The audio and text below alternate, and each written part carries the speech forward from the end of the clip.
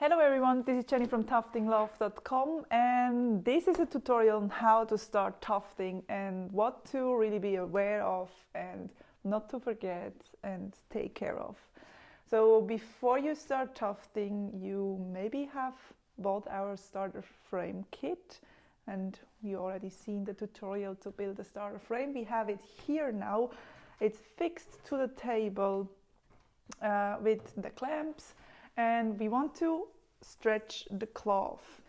It's really important that the tufting cloth is stretched super tight and as even as possible. So we are going to start with just placing it so we are sure that it's gonna fit on the frame, and we are fixing it on the middle, a tiny bit on the sides and bottom and top. So you see these guidelines here that you have on the tufting cloth. Try to have them as straight as possible, because it's going to make it so much easier to make straight lines. So when we started, you want to stretch it on the middles. Maybe fix it here a bit. And then you just go out and stretch it and stretch it. And this is just a start stretch. You will be able to readjust. Just make sure that when you're doing the side stretch, you're also pulling down from the middle downwards and up from the middle upwards. And then again, the same when you're doing top and bottom. Don't only pull up and down, also pull out. Give it a start stretch. We already can see that we didn't quite pull it down here. What we do now, and we pull and pull and pull. And once it's fixed everywhere, we will be able to adjust it.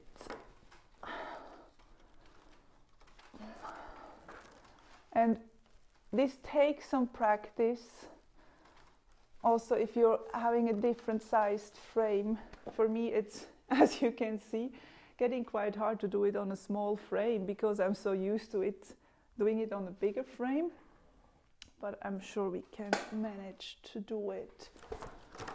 So now that we see that it's not very even, we can just take it off again and pull it out here again and set it straight here. And now that we've fixed it everywhere, we can see that the bottom line here is like, let's say, 2 fingers from the side, and also here 2 fingers from the side. But here, as you can see, it's super close. This means we stretched too much to the right side. We want to loosen it a bit here and stretch it, bring it to the other side.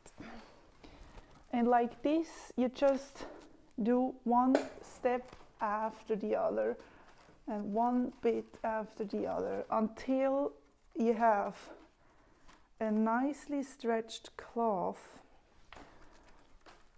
and straight lines.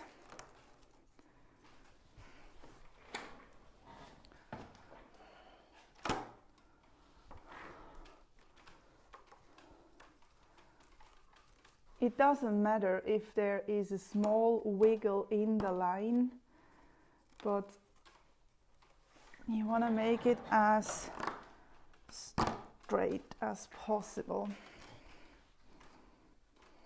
Oh.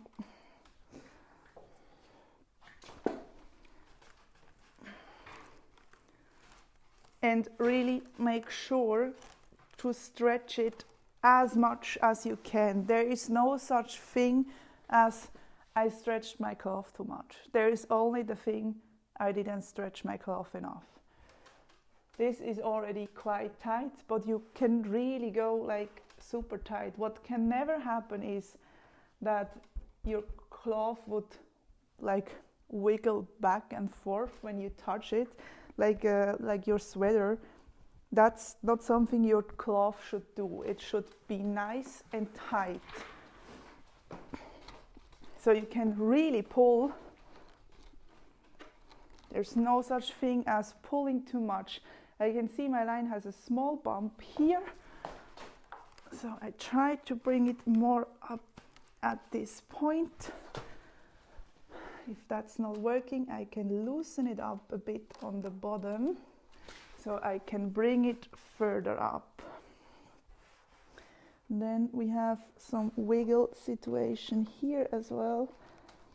So as you now can see, the cloth is nice and tight. It can even be tighter. It's a bit difficult on the small frame. It's a bit easier to bring so much strength into the big frame where you can really lean on and pull. And you want to make it as tight as you can. Really make sure it's nice and tight. No flattering back and forth or anything. And now you are ready to start tufting. Okay. So you have either bought a cut pile tufting gun or our NK2, the loop pile version. I'm first going to show you how to thread and work with the cut pile, and then we're going to have a look at the loop pile. We have 2 cones of yarns because this wool is not super thick, and we want to make sure that the whole of the needle is filled properly with yarn. So it's still able to move freely, but it's not slipping out. Since the needle is going to punch quite a big hole into the tufting cloth, you want to make sure you have enough yarn in your tufting gun that's going to fill that hole, up, so it's going to stay in there and not fall out. So if you only feed 1 yarn through your tufting gun, and the yarn is only that thick, it most probably is not gonna stay in the cloth and fall out. That's why we use 2 cones of yarn at this moment. We are untangling it, feeding it through the eyelets of our starter frame. And now you want to thread it through the yarn guide here and the needle hole. So I use this threading tool for that. I always go through both at the same time. And then I can put the yarn in and pull it. So now our cut pile tufting gun is ready to tuft. When you tuft, first of all, we made sure the tufting cloth is nice and tightly stretched. This is really the #1 problem. Most requests we get is because people didn't stretch the tufting cloth enough. So really make sure to take your time for this. I know it's annoying because we are very excited to tuft the first time and everything, and we don't want to lose time and stretch the cloth. We just want to start right away, but believe me, it's worth the time and you need it. When you start tufting, you just punch in the tufting cloth with the tip of your tufting on somewhere, and you can see the hole that it leaves in the tufting cloth is quite wide. Make sure, first of all, that you really push enough. There is no such thing as I pushed too much. This tufting cloth is made for this pressure and it's not gonna rip. It's very important that the foot of your tufting gun is always in contact with the tufting cloth. And if you don't push properly and the gun is somewhere doing stuff around here, what's gonna happen is that the scissor is not cutting your yarn, but your tufting cloth. And we don't want to end up with holes in our tufting cloth. We just want to end up with yarn in our tufting cloth because we are here to make fluffy rugs and not black holes. Always make sure to push enough. As I said, there's no such thing as too much pressure. make sure the gun is in a 90 degrees angle to your tufting cloth. So you don't want to tuft like this, or this, or this, or a combination of either of those. We turn it on and we tuft the line. We just go straight up for the first line, no curves, no going down, whatever, just up. So that's the first line. You move with the gun upwards. The gun has this one direction. It moves in the direction of the foot. So you cannot tuft like this. If you want to go down, you actually turn around the tufting gun and you go down. Like this. If you want to do curves, once you're fine with straight lines, you can go into curves. So when you do curves or you want to go sidewise, you don't go like this. You always tilt around your gun. So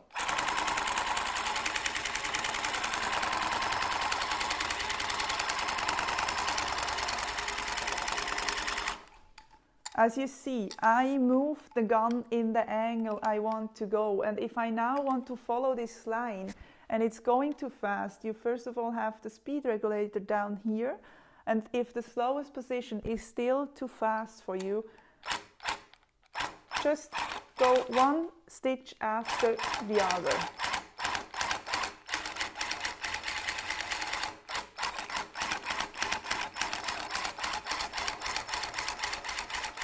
And like this, I mean, obviously, yes, that's not very well done now here, but you get the idea, right?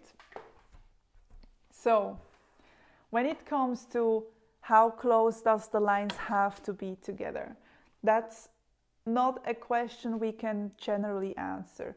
This depends on what's the pile height of your tufting machine, what yarn do you use, how fast did you move with the gun. But basically, as we can say, the closer the lines are together, the harder the surface of the carpet gets and therefore less fluffy. But if you put the lines too far apart from each other, you will obviously see the tufting cloth.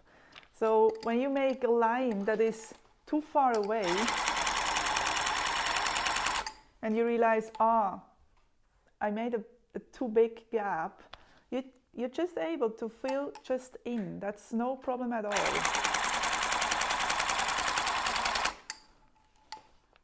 And now you can feel and check from the front and you will get a feel of it. It's so different with every yarn that you cannot generally say you put the lines away 2 millimeters from each other. There's no such thing. You have to figure out with your yarn, the way you work and the pile heights and everything. You will get a feel of it, I'm sure. Guess that's it for the cut pile. If you have any more questions or problems that are occurring, send us an email to help@tuftinglove.com and I'm sure we can figure it out. Now let's have a look at the loop pile tufting gun.